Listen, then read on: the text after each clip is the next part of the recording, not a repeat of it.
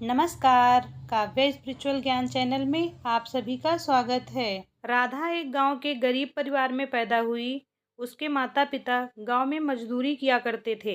बहुत ही मुश्किल से गुजर बसर होती थी। राधा जब 2 साल की थी तभी गांव में बाढ़ आ गई। राधा के पिता उसी बाढ़ में बह गए, लेकिन राधा की माँ किसी तरह बच गई। लेकिन उनको बहुत गहरी चोटें आई थी। अस्पताल में राधा को अपनी बहन सुनीता को देते हुए राधा की माँ ने कहा, बहन इसे अपनी बेटी बनाकर पालना। यह सुनकर सुनीता ने कहा, ऐसा क्यों बोलती हो दीदी, आप ठीक हो जाओगी।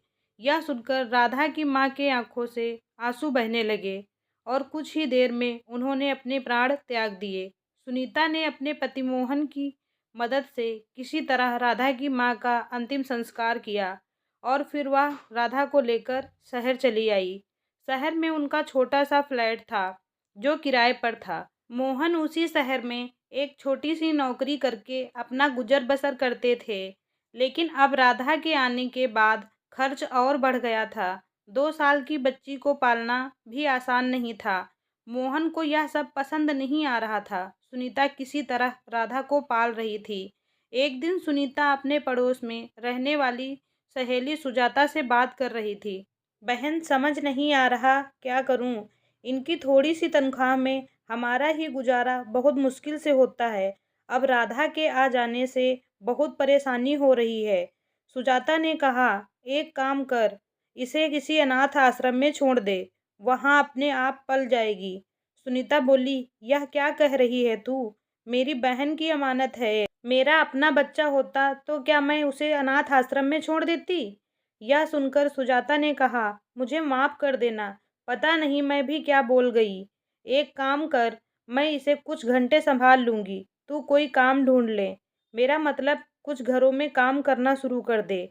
सुबह साफ सफाई का काम मिल जाएगा, उससे इसका खर्च तो निकल ही जाएगा। सुनीता बोली, तू ठीक कह रही है। अगर तू इसे कुछ देर संभाल लेगी तो मेरी बहुत मदद हो जाएगी। सुजाता ने कहा, अरे यह तो पूर्ण का काम है, तू चिंता मत कर। सुनीता को एक ही रास्ता नजर आ रहा था। शाम को उसने मोहन से बात की तो उन्होंने कहा, जैसा तुम चाहो करके देख लो, नहीं तो इसे किसी को देना ही पड़ेगा। अगले दिन से सुनीता काम ढूंढने लगती है। कुछ लोगों से बात करके उसे 2 घरों में काम मिल जाता है। धीरे धीरे समय बीतने लगता है। राधा 5 साल की हो गई थी। सुनीता घरों में पूरा दिन काम करती थी और अब राधा भी घर में अकेले रह सकती थी। बीच बीच में सुजाता उसकी देखभाल करने के लिए आ जाती थी। सुनीता को मेहनत करके भी एक खुशी मिलती थी। सुनीता राधा को बहुत प्यार करती थी। धीरे धीरे मोहन का स्वभाव भी बदलने लगा था। वह भी राधा को अपनी बेटी की तरह मानने लगे थे। अब सुनीता ने राधा का एक स्कूल में दाखिला भी करा दिया था। दोनों राधा को बेटी की तरह पाल रहे थे। राधा जब 14 साल की हुई तो उसे पता लग गया था कि वह अपनी मौसी के घर में पल रही है। सुनीता दिन भर काम करती थी। शाम को थक हार कर जब वह घर आती तो राधा से कुछ काम करने के लिए कह देती थी, जिससे राधा को लगने लगा था कि उसकी मौसी खुद तो सारा दिन घूमती रहती है और सारा काम उसी पर डाल देती है। राधा के मन में मौसी के प्रति नफरत सी भरने लगी थी। राधा अब सुजाता से भी बात नहीं करती थी, इसीलिए सुजाता ने भी घर आना छोड़ दिया था। इसी तरह समय बीत रहा था। समय के साथ राधा के मन में सुनीता के प्रति नफरत और बढ़ती जा रही थी। कुछ दिन बाद तो उसने सुनीता को उल्टे जवाब देना भी शुरू कर दिया था। राधा के मन में एक बात घर कर गई थी कि उसकी मौसी उसे नौकरानी बनाकर काम करवाने के लिए लाई है। पता नहीं उसके माता पिता मरे भी हैं या मौसी ने झूठ बोल दिया है। मोहन और सुनीता को राधा के इस व्यवहार से बहुत दुख होता था। वे दोनों राधा को समझाने की कोशिश करते थे, लेकिन वह उन्हें उल्टा ही बोल देती थी। राधा की पढ़ाई पूरी हो चुकी थी। उसने नौकरी ढूंढनी शुरू कर दी थी। एक दिन उसने घर आकर सुनीता को बताया कि उसे एक कंपनी में नौकरी मिल गई है। सुनीता बहुत खुश हुई कि उसने अपनी बहन से किया वादा पूरा कर दिया। राधा को अभी नौकरी करते हुए कुछ दिन ही हुए थे कि उसने अलग फ्लैट किराए पर ले लिया। और वह अलग रहने लगी। जब राधा जा रही थी तो सुनीता ने उसे रोकने की बहुत कोशिश की, लेकिन वह कहने लगी, मैं अब तुम्हारी गुलाम बनकर नहीं रह सकती, इसीलिए मैं जा रही हूँ। मोहन और सुनीता को बहुत दुख हुआ। सुनीता ने अब काम पर जाना छोड़ दिया था। उसकी तबीयत खराब रहने लगी थी। इधर राधा को काम करते करते एक लड़के से प्यार हो गया। दोनों ने शादी का फैसला कर लिया। एक दिन सुनीता दवाई लेने डॉक्टर के पास जा रही थी, तभी उसे रास्ते में सुजाता मिली। कैसी है बहन, यह क्या हाल बना रखा है? सुनीता ने रोते हुए उसे सारी बात बताई। तब सुजाता ने कहा, अरे मैंने जो नया घर लिया था वहीं पास के ही एक फ्लैट में राधा रहती है। उसने तो शादी भी कर ली है, तुझे बताया नहीं? यह सुनकर सुनीता का दिल टूट गया। अब वह और ज्यादा बीमार रहने लगी थी। एक दिन राधा के पति रोशन किसी काम से बाहर जा रहे थे। उन्हें रास्ते में सुजाता मिली। पड़ोसी होने के नाते सुजाता ने राधा का हालचाल पूछ लिया। तब रोशन ने कहा कि वह राधा को कैसे जानती हैं।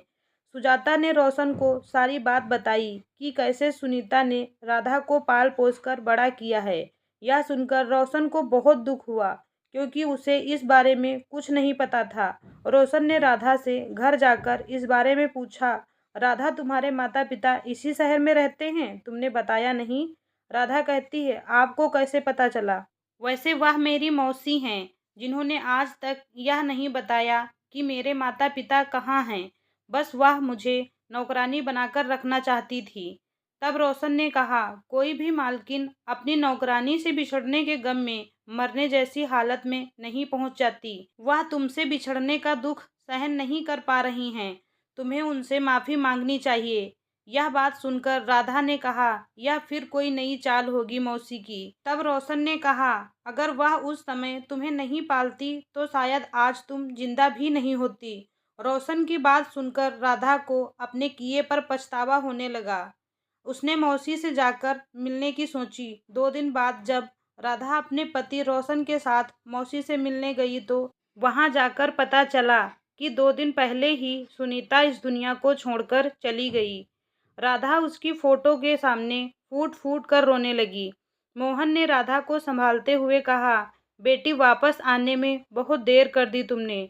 तुम्हारी मौसी तुम्हें बहुत याद करती थी। राधा ने प्रायश्चित करने की सोची। राधा और उसके पति रोशन मोहन को अपने घर ले आए। राधा उसकी पिता की तरह देखभाल करती थी। रोशन भी उन्हें अपने घर के बड़े बुजुर्ग की तरह मान सम्मान देता था। राधा हर दिन सुनीता की फोटो के सामने दीपक जलाकर उनसे माफी मांगती थी। अगर राधा वक्त रहते मौसी के पास वापस पहुंच जाती तो शायद आज उसकी मौसी इस दुनिया में जिंदा होती। कहानी पूरी सुनने के लिए धन्यवाद।